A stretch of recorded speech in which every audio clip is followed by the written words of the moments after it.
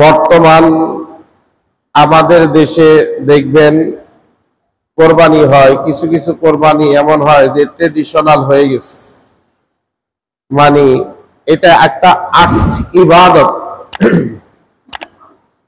এই আর্থিক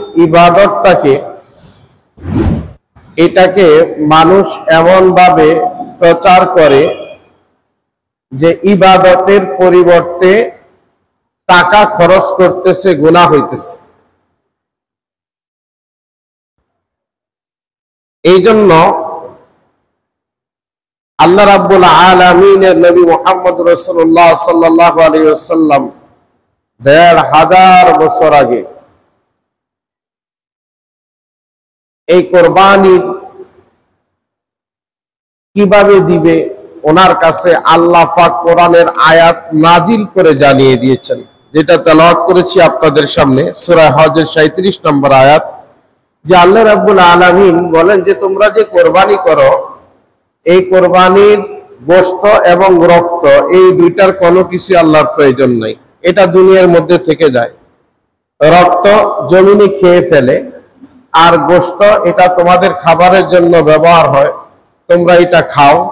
তবে তোমরা যে টাকা খরচ করতেছ, আর্থিক ইবাদত, এটা তোমাদের অন্তরের মধ্যে কি আছে সেটা আল্লাহর কাছে পৌঁছায়।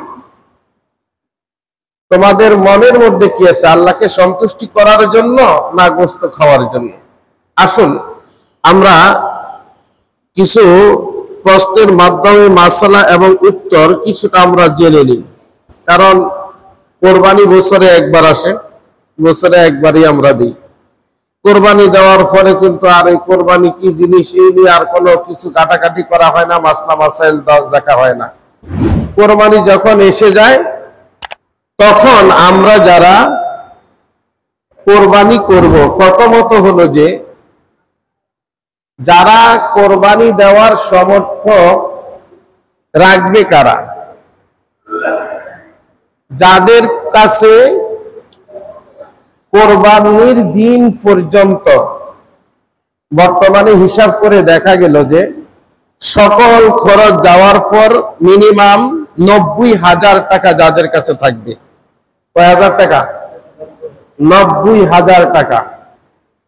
এখন এটা আপনার ব্যাংকেও থাকতে পারে, বাসায়ও থাকতে পারে। এমনও হচ্ছে যে আপনি হয়তো ১,০০,০০০ টাকা একজনকে ধার দিয়ে দিচ্ছেন, এখন আপনার হাতে টাকা নেই, কিন্তু আরেকজনের কাছে আছে। অথবা আপনি ব্যবসা করেন, ব্যবসার খাতিরে আপনি কি করছেন, দোকানে সব মাল টাকা উঠে ফেলছেন, হাতে কোনো ক্যাশ নাই। এখন বলবেন হুজুর আপনি বলছেন ৯০,০০০ টাকা থাকতে হবে, মাল তো উঠালেছি, জমি কিনে ফেলাইছি, বাড়ি বিল্ডিং করার কারণে টাকা খরচ হয়ে গেছে। প্রথম হলো যে যাদের কাছে ক্যাশ ৯০,০০০ টাকা থাকবে তারা অবশ্যই এই আর্থিক ইবাদতটা করতে হবে, কোরবানি দিতে হবে। দ্বিতীয় হলো যে যারা ব্যবসা করে অথবা টাকা পয়সা আছে, ভালো টাকা পয়সা আছে, কিন্তু এখন বাড়িঘর করার কারণে সব টাকা খরচ হয়ে গেছে, কিন্তু আবার টাকা আসবে, আয়ের উৎস আছে, ব্যবসা করলে ব্যবসার মাধ্যমে টাকা আসবে, বাড়ি করছেন, বাড়ি ভাড়া দিলে টাকা আসবে। এই ক্ষেত্রে যদি আপনি দাঁড় করেও কোরবানি দেন তাও কোরবানি হয়ে যাবে। তবে একান্তই হাতে যদি না থাকে, সব টাকা খরচ করে ফেলেছেন, এখন দাঁড় করা ছাড়া কোনো গতি নাই, এই ক্ষেত্রে যদি আপনি কোরবানি না দেন সেটা ভিন্ন কথা। যদি মনে করেন যে না আমি দাঁড় করে কোরবানি দিব, তাহলে এই অবস্থায় দাঁড় করে কোরবানি হবে। আর যদি নিয়ত এমন থাকে যে টাকা পয়সা সব খরচ করে ফেলাই, টাকা না থাকলে তোর কোরবানি দেওয়া লাগবে না, নিয়ত যদি এরকম থাকে আর কি, তাহলে কিন্তু আবারও ঝামেলা আছে। এখন আসুন, যাদেরকে আল্লাহ সামর্থ্য দিয়েছে অথচ তারা কোরবানি দেয় না, তাদের সম্পর্কে আল্লাহর নবী কি বলেন? বিশ্ব নবী মুহাম্মদ রাসূলুল্লাহ সাল্লাল্লাহু আলাইহি ওয়াসাল্লাম হাদিস শরীফে বর্ণনা করেন যার সামর্থ্য আছে, টাকা আছে, পয়সা আছে, অথচ কোরবানি দেয় না, সে যেন আমাদের ঈদগাহে না আসে। কত বড় কথা দেখছেন? অনেকে আমরা এই হাদিসটা শুনি, পড়ি, কিন্তু এটাকে ওইরকম অনুভব করি না যে এটা কি হয়েছে আর কি একটা কথা। না ভাই, আল্লাহ নবী অনেক বড় কথা, যে যেই ব্যক্তির সামর্থ্য আছে, সামর্থ্য থাকার পরেও কোরবানি দেয় না, সে যেন ঈদগাতে না আসে। তার মানে কি, যে তার ঈদগাহে আসার কোনো দরকার নাই। কারণ কোরবানির দিন, এই কোরবানির দিন আল্লাহ রাব্বুল আলামিন এই কোরবানির মাধ্যমে অসংখ্য লোককে মাফ করে দিবে। কিন্তু যাদের সামর্থ্য আছে, তারা কোরবানি না দিলে তাদের মাফের কোনো চিন্তাই করা যায় না। কারণ সামর্থ্য আছে, অথচ আল্লাহর রাস্তায় খরচ করে না। কিছু লোক আছে, দেখবেন যে টাকা পয়সা সব আছে, হজ তার উপর ফরজ, এরপরও হজ করে না এখনো। উমরা দেখবেন কয়েকবার করছে, কিন্তু এখনো পর্যন্ত হজ করে নাই, অথচ তার টাকা পয়সা সব আছে। ওই লোকটির জন্য খুব মহাবিপদ, যদি হজ না করে মারা যায় টাকা থাকার পরে। এখন আসুন, যে কোরবানি 10, 11, 12 জিলহজ মাসের 10 তারিখ, 11 তারিখ, 12 তারিখ, এই 3 দিনের মধ্যে যদি কেউ টাকার মালিক হয়ে যায়, মনে করেন আপনার টাকা পয়সা নাই, হঠাৎ করে আপনার 10 তারিখে টাকা চলে আসছে 1 লক্ষ টাকা হাতে, আপনাকে কোরবানি দিতে হবে। 11 তারিখে চলে আসছে, 12 তারিখ এ আপনার এই টাকা চলে আসছে, তখন আপনাকে কোরবানি দিতে হবে। ভাইয়ের আমার, এরপর আরেকটা হলো যে দেখবেন একটা মাসালা আছে, যে অনেকে বলে হুজুর নাবালক সন্তান অনেক সম্পদের মালিক হয়। মনে করেন বাপের অনেক সম্পত্তি, ছেলে মেয়ে এখনো নাবালক, এমত অবস্থায় বাপ যদি মারা যায়, তার সন্তানরা সম্পদের মালিক। যখন সম্পদের মালিক হয়ে যাবে, তখন কি এই নাবালক সন্তান কোরবানি দিবে? না, তার উপর তখন কোরবানি ওয়াজিব না, কারণ সে নাবালক। হ্যাঁ, তার পক্ষ থেকে যদি তার কোনো গার্জিয়ান কোরবানি দিয়ে দেয়, সেটা হলো মুস্তাহাব, সেটা হলো মুস্তাহাব, তার পক্ষ থেকে কোরবানি দিতে পারবে। আরেকটা মাসালা হলো, কোন লোক সফর অবস্থায় আছে, অনেক সম্পদশালী, কিন্তু সে কোরবানির সময় সফরের মধ্যে আছে, এই সফর অবস্থায় কোরবানি ওয়াজিব নয়, সম্পদশালী হলেও। এবার আসুন, দেখবেন আমাদের সমাজের আমরা কিছু লোক আছি, যে গরিব লোক, কোরবানি দেয়, টাকা পয়সা নাই, তারপরও কোরবানি দেয়। গরিব যারা নেশাব পরিমাণ সম্পদের মালিক না, ওই যে বললাম সর্বনিম্ন 90,000 টাকার এখন সে মালিক না, তার উপর কোরবানি ওয়াজিব না। গরিব লোক এখন কি করলো, সে চিন্তা করলো, না আমি কোরবানি দিব, কষ্ট করে হলেও কোরবানি দিব, দাঁড় করে হলেও কোরবানি দিব, আল্লাহর সন্তুষ্টি অর্জন করব, নিয়তটা ভালো। নিয়তটা কি ভালো, এই কথা চিন্তা করে পশু ক্রয় করলো। পশু ক্রয় করলো, গরিব মানুষ একটা পশু ক্রয় করছে, কিন্তু জিলহজ মাসের 10 তারিখের আগে গরু চুরি হয়ে যায় না, ছাগল চুরি হয়ে যায়, ঘটনাক্রমে তার গরু বা ছাগলটা কি হয়ে গেল, চুরি হয়ে গেল।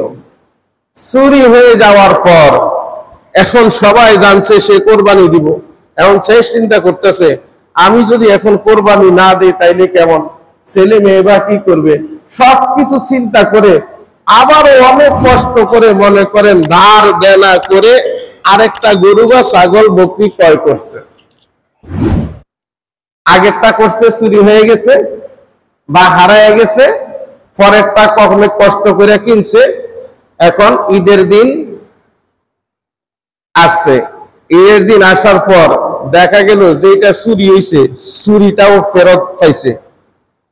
অনেক খোঁজাখুঁজি করার পর, বা যেটা হারায় গেছে ওইটাও খুঁজে পাইছে। গরিব মানুষ, এখন তার গরু বা ছাগল হয়েছে কয়টা? হয়েছে? দুইটা। মাসালা হলো, পরিষ্কার ভালো করে বুঝে দিবেন, মাসালা হইলো ওই লোকের জন্য দোনোটা কোরবানি করতে হবে। কয়টা কোরবানি করবো? এখন যদি গরিব মানুষ একটা করলে তো হইতো না, আল্লাহ পাকের বিধান হলো, মাসালা হলো, তার জন্য দুইটাই জবাই করতে হবে। এখন আরেকটা মাসালা শুনুন, ধনী মানুষ 1 লাখ 2 লাখ টাকা দিয়ে গরু কিনছে, এখন ধনী লোকেরটা ওই গরিবের মতন হারায় গেছে বা চুরি হয়েছে, টাকার অভাব নাই, আরেকটা কিনছে, ঈদের দিন 10 তারিখে হারানোটাও পাইছে, যেটা কিনছে সেটাও তো আছেই। ধনী লোকের মাসালা হইলো সে দুইটা জমা করা লাগবে না, একটা করলে হবে। এখন বলবেন আল্লাহ এটা কি মাসালা দিল, তাই না? ধনী লোকের বেলা কয়টা? একটা, কারণ তার সম্পদের অভাব নাই। এখন বলবেন যে হুজুর, ধনী লোকের বেলায় আল্লাহর এই বিধান, গরিব লোকের বেলায় এই বিধান কেন? এটা এই জন্য, আরে বেটা, তোমার উপর আল্লাহ কোরবানি ওয়াজিব করে নাই, তুমি কেন নিজের উপর ওয়াজিব করে নিলা? জোর করে ওয়াজিব করে নিলা কেন? নিশো নিশো যেটা হারায় গেছে গেছে, দরকার নাই, আবার দাঁড়ো দেনা করে কষ্ট করে আবার আরেকটা কিনতে গেছো। তোমার এই মাতবরি করতে কইছে কেটা? আল্লাহ তো তোমার উপর এরকম বিধান চাপাইয়া দেন নাই। এই জন্য আল্লাহ বলে, যেমন মাতবরি করছো তেমন সব জমা করে আনো, একটাও রাখতে পারবো না।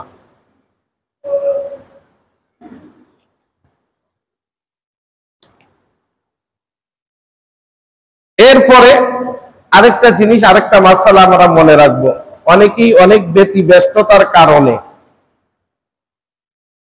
কোরবানির দিন কোরবানি দিতে পারে না, পরের দিন দেয়, পরের দিন দিতে পারে না, এর পরের দিন দেয়। মনে রাখবেন, যেদিন 10 তারিখ সেদিন দেওয়া সবচেয়ে উত্তম। এরপরে সময় না পাইলে 12 তারিখ পর্যন্ত দিতে পারে। অনেকে বলে যে হুজুর, রাত্রে কোরবানি করলে হবে কিনা? রাত্রে কোরবানি করলে হবে, তবে দিনে দেওয়া উত্তম। মনে রাখবেন, রাত্রে কোরবানি করলে হবে, তবে দিনে দেওয়া কি উত্তম। মনে রাখতে হবে, অনেকেই বয়সের জিনিসটা খেয়াল করে না। ওটের জন্য হলো 5 বছর, ওটের জন্য কয় বছর? 5 বছর। আমাদের দেশে ওট খুব কম মানুষই নেয়, তারপরে এই মাসালাটা জানা থাকা দরকার। ওটের জন্য বয়স হইতে হবে 5 বছর। গরুর জন্য বয়স হইতে হবে, গরু মহিষ এগুলোর জন্য বয়স হইতে হবে 2 বছর। এবং বেড়া, দুম্বা, ছাগল যেগুলো, এগুলোর জন্য বয়স হইতে হবে 1 বছর। অনেকে দেখবেন গরু কিনতে গিয়ে দাঁত দেখে যে 2 দাঁত হইলে এত, 1 দাঁত হইলে 1 বছর, 2 দাঁত হইলে 2 বছর। অনেক সময় 2 বছরেও গরুর দাঁতে না, দাঁত পড়ে না আর কি। এখন এই ক্ষেত্রে আপনি কি করবেন? ছাগল কিনতে গেছেন, দেখতেছেন অনেক বড়, কিন্তু আসলে বয়স, সঠিক বয়স জানে মালিক, যে এটাকে পালে, সে জানে এটার বয়স কত। এখন মালিক যদি গরুর বয়স 2 বছর না, কিছু কম আছে, এরপরও মিথ্যা বলে কোরবানির সময় বিক্রি করতেছে আপনার কাছে, এই জন্য আপনি দায়ী না, দায়ী থাকবে মালিক। খেয়াল করবেন, এই জন্য আপনি দায়ী না, দায়ী থাকবে মালিক। আবার বেড়া, বকরি, ছাগল যেগুলো, যেটার বয়স 1 বছর হওয়ার কথা, এখনো 1 বছর হয় নাই, কিন্তু এরপরেও মালিক বলতেছে না 1 বছর 1 মাস বা 2 মাস হয়ে গেছে, 1 বছরের উপরে বয়স হয়ে গেছে। আপনিও দেখতেছেন আসলে বড় টড়ো আছে, বোঝা যায় যে 1 বছর হয়েছে, কিন্তু এটার বয়স যদি কম হয়, এই জন্য দায়ী থাকবে মালিক। তবে আপনি যাচাই করবেন, খেয়াল করবেন, মানুষের চোখেরও একটা আন্দাজ আছে। আপনার কাছে যদি মনে হয় গরু এবং ছাগল কিনতে গিয়ে যে না, মালিক মিথ্যা কথা বলতেছে, সুতরাং ওইটা কিনবেন না, অন্যটা কিনবেন, মনের মধ্যে সন্দেহ রাখবেন না। কারণ এত টাকা খরচ করতেছেন একমাত্র আল্লাহ রাব্বুল আলামিনের সন্তুষ্টির জন্য, সুতরাং মনের মধ্যে সন্দেহ রেখে আপনি ওই পশু ক্রয় করবেন না।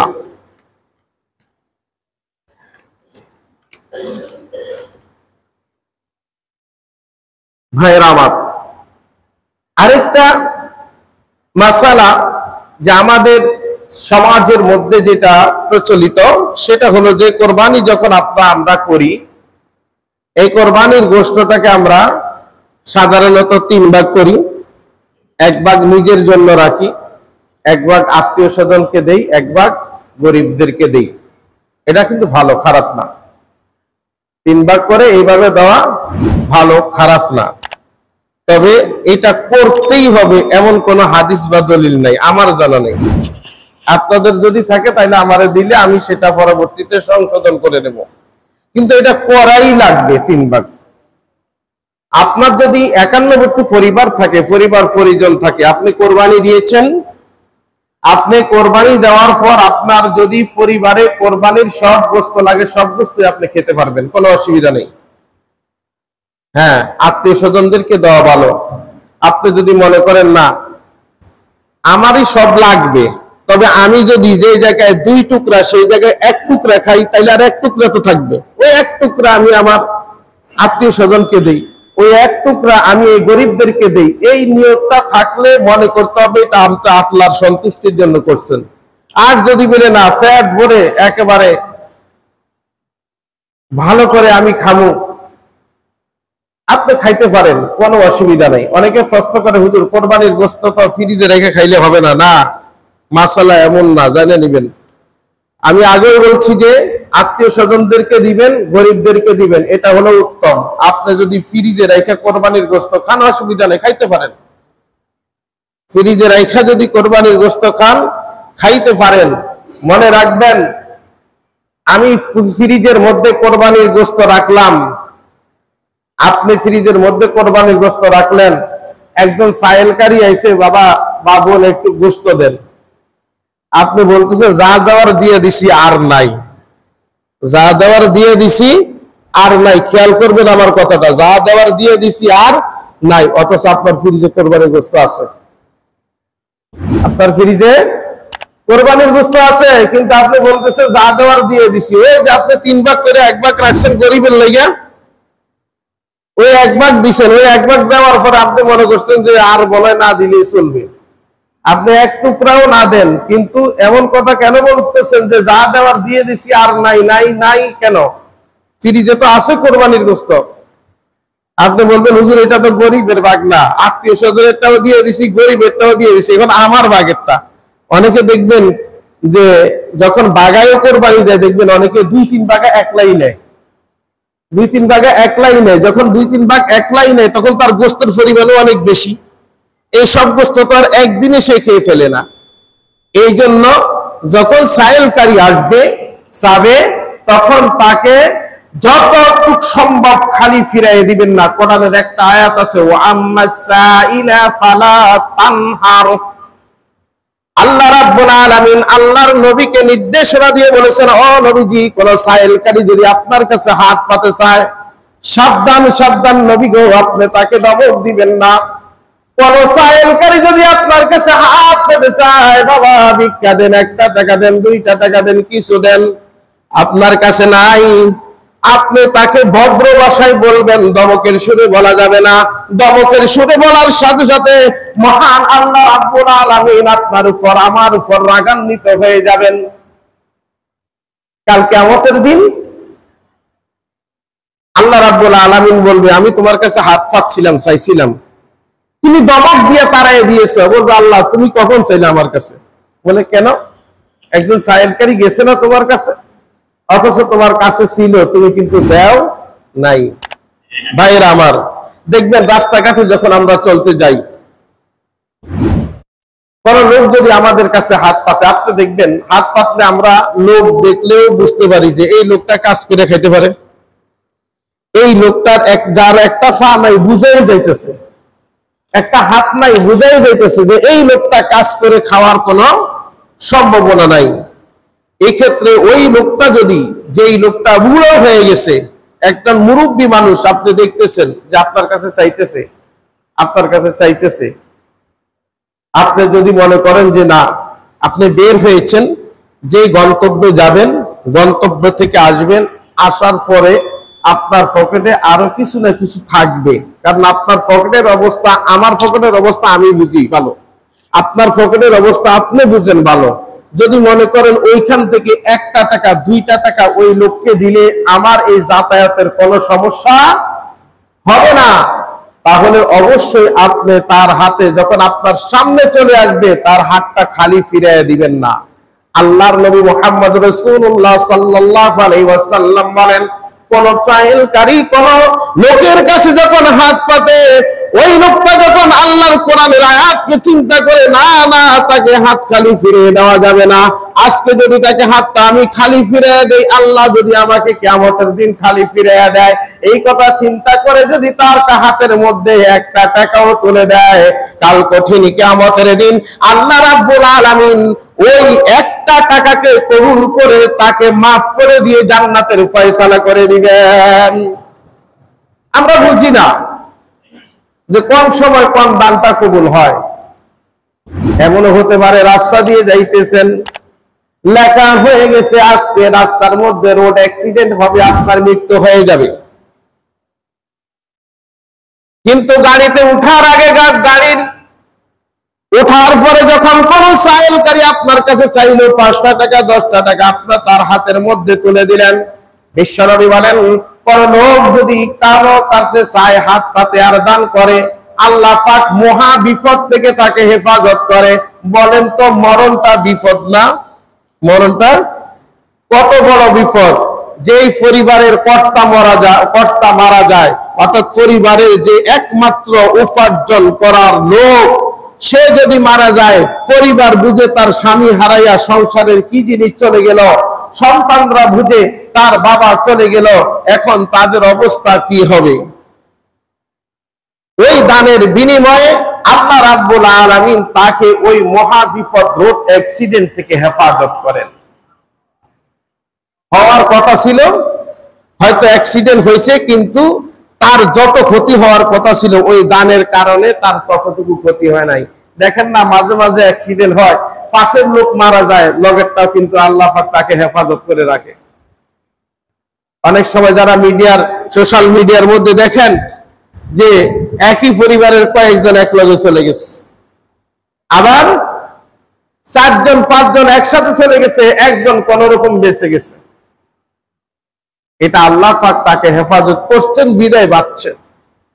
আর যারা মারা গেছে, আল্লাহ পাক তাদেরকে এর উসিলায়, এর মাধ্যমে দুনিয়ার জমিন থেকে নিয়ে যাবে।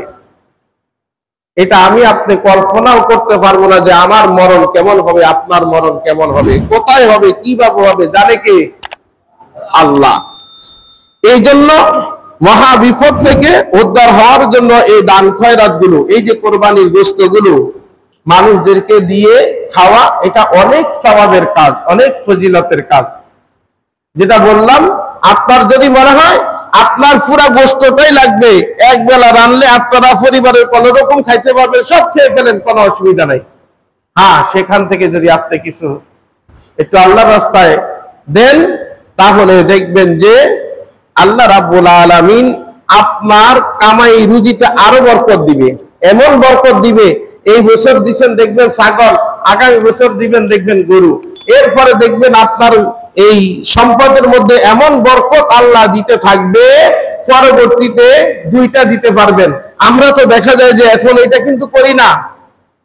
দেখবেন ভাইরা, যাদের 2টা গরু দেওয়ার সামর্থ্য আছে তাদের 2টাই দেওয়া উচিত। আল্লাহর নবী মুহাম্মদ রাসূলুল্লাহ সাল্লাল্লাহু আলাইহি ওয়াসাল্লাম বিদায় হজের সময় গত জুমায় মনে বলেছিলাম, এমন সামর্থ্য আল্লাহ দিয়েছেন বিদায় হজের সময়, আল্লাহর নবী ওনার পক্ষ থেকে আল্লাহর নামে 100 উট কোরবানি দিয়েছেন। কারণ একটা দিলে তো আদায় হয়ে যেত, একটা দিলে তো আদায় হয়ে যেত, তাহলে 100টা দিছে কেন? আর 100টা দিয়ে কি সব গোশত আল্লাহর নবীর ঘরে নিয়ে গেছেন? না, সবার কাছে বিলিয়ে দিয়ে দিয়েছেন এটা। সুতরাং আপনার আমার যদি সেই সামর্থ্য থাকে, আমরা ওইভাবে আমাদের কোরবানি দেওয়া উচিত, ওইভাবে আল্লাহর জন্য উৎসর্গ করা উচিত। এই জন্য আল্লাহ বলেন, আমি রক্ত চাই না, আমি গোশত চাই না, আমি দেখি তোমাদের অন্তর কি বলে। ভাইয়েরা আমার, একটা প্রশ্ন অনেকেই করে যে হুজুর, গরিব মানুষ, আমি তো কোরবানি দিতে পারি না, একটা মুরগি বা হাঁস এটা জবাই করি, এটাই মনে করি কোরবানি। না, এটা মনে করেন না।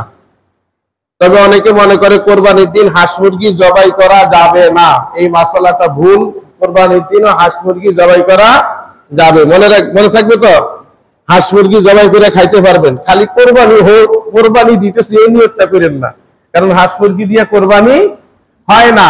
আপনি গরিব মানুষ, সামর্থ্য নাই, আল্লাহ তৌফিক দেয় নাই। এখন মানুষ আপনাকে কেউ বস্তু দিবে কি দিবে না সেটা তো অনিশ্চিত, যেহেতু গরিব মানুষ। আপনি কোরবানির দিন সকালে হাঁস জবাই করেও খাইতে পারবেন, মুরগি জবাই করেও খাইতে পারবেন, কোনো অসুবিধা নাই। আল্লাহ এমন বিধান করেন নাই যে না এই দিন জবাই হাঁস মুরগি জবাই করা যাবে না, এই দিন শুধু যারা কোরবানি দিব এরাই জবাই করতে পারবো না, আপনি জবাই করে খাইতে পারবেন।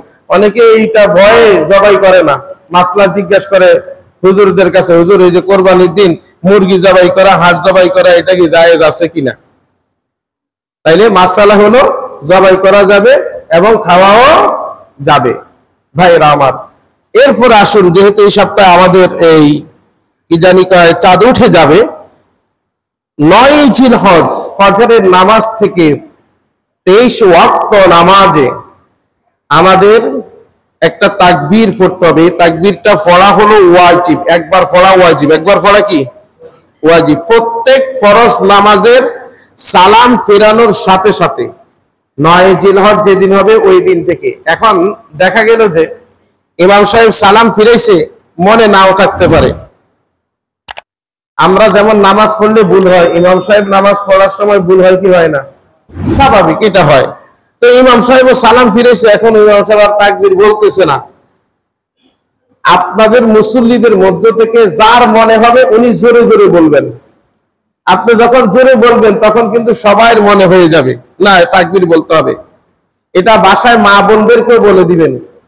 প্রত্যেক মুমিন মুসলমান যাদের উপর নামাজ ফরজ, আমরা ফরজ নামাজ আদায় করার সাথে সাথে বলবো আল্লাহু আকবার, আল্লাহু আকবার, লা ইলাহা ইল্লাল্লাহু, আল্লাহু আকবার, আল্লাহু আকবার, ওয়ালিল্লাহিল হামদ। এটা যাদের মুখস্থ নাই মুখস্থ করে নেবেন। আল্লাহু আকবার, আল্লাহু আকবার, লা ইলাহা ইল্লাল্লাহু, ওয়াল্লাহু আকবার, আল্লাহু আকবার, ওয়ালিল্লাহিল হামদ। প্রত্যেক ফরজ নামাজের পর একবার বলা হলো ওয়াজিব। অনেকে দেখবেন 3 বার বলে, এটা 3 বার বলা মনে করে সুন্নত না। 3 বার বলা সুন্নত না, 3 বার বলার দরকার নেই, একবার বলতে হবে। যদি একবার না বলা হয় ওয়াজিব তরক করার কারণে গুনাহ হবে, ওয়াজিব তরক করার কারণে গুনাহ হবে। এই জন্য আমরা যারা মসজিদের ইমাম হিসেবে আছি, আমরা মুসল্লিদেরকে এই জন্য বলে দিই যে নামাজ পড়ানোর সময় সালাম ফিরালেছি অনেক সময় মনে নাই, তখন কারো না কারো মনে হবে, কারো না কারো মনে হইলে এই তাকবীরটা বলবেন। ইনশাআল্লাহ যখন চাঁদ উঠে যাবে ওই দিনও আমরা এই কি জানি কয়, আমরা এই বলে দেব আপনাদেরকে। এই চাঁদটা উঠার পরেই এরপরে 9 জিলহজ ফরজ এই ফজরের নামাজ থেকে এই তাকবীরটা বলা শুরু হয়ে যাবে। আরেকটা হলো যে 9 জিলহজ ইয়াউমুল আরাফা, আরাফার দিন। এই দিন যারা পারেন রোজা রাখবেন, এই দিন যারা পারেন রোজা রাখবেন। আর যারা কোরবানি দেন যদি সম্ভব হয়, যারা কোরবানি দেন যদি সম্ভব হয়, তাহলে কোরবানির দিন এই যদি সাহারি খাইতে নাও পারেন ওই রাত্রে, কোরবানির পশু ঘরে আসা ফাঁক হওয়া পর্যন্ত কিছুই খাইবেন না, মানে ওই পর্যন্ত রোজা। কোরবানির গোশত দিয়ে যেমন ইফতার করেন না, কোরবানির গোশত দিয়ে আপনি রোজা ভেঙে ফেলবেন। কোরবানির গোশত দিয়ে রোজা ভেঙে ফেলা এটা উত্তম, ওই পর্যন্ত রোজা রাখবেন। কিন্তু ঈদের দিন রোজা রাখা কি হারাম না? হ্যাঁ, রোজা রাখা যাবে না। ওইটা শুধু কোরবানির সওয়াবের জন্য। যদি পারেন, সম্ভব হয় যে না 10টা 11টা বা এই 11টার মধ্যে আমার গোশতটা এই বানানো পরে ঘরে চলে আসবে, তাড়াতাড়ি করে মনে করেন যদি একলা দেন, একা একা যদি দেন, তাড়াতাড়ি করে একটু মনে করেন বাসায় ফাটাই দিবেন, বাসায় ফাটাই দিবেন। আর একটা মাসালা হলো যে মনে রাখবেন, যারা বাগে কোরবানি দেন হাতের আন্দাজে বন্টন করবেন না, একেবারে দাড়িপাল্লা দিয়ে। মনে থাকবে সবার। অনেকে দেখবেন আন্দাজে মানে ভাগ করে দেয়। এর মধ্যে যদি কোনো বাগিদারের মনের মধ্যে থাকে এর মধ্যে মনে একটু বেশি চলে গেছে গা, এই সবার কোরবানিটা শেষ হয়ে যাবে আপনাদের। একটু দয়া করে যারা ভাগে কোরবানি দেন দাড়ি পাল্লা দিয়ে নিখুঁত ভাবে আপনারা এটা বন্টন করবেন। আরো কয়েকটা মাসালা আছে যেটা আমি আগামী সপ্তাহে বলবো, যেহেতু ওইটা সামনে দরকার। ওইটা এই মাসালাগুলো ঈদের দিনে কিছু মাসালা আছে জরুরি, যেটা দরকার এটা আগামী জুমায় বলবো ইনশাআল্লাহ।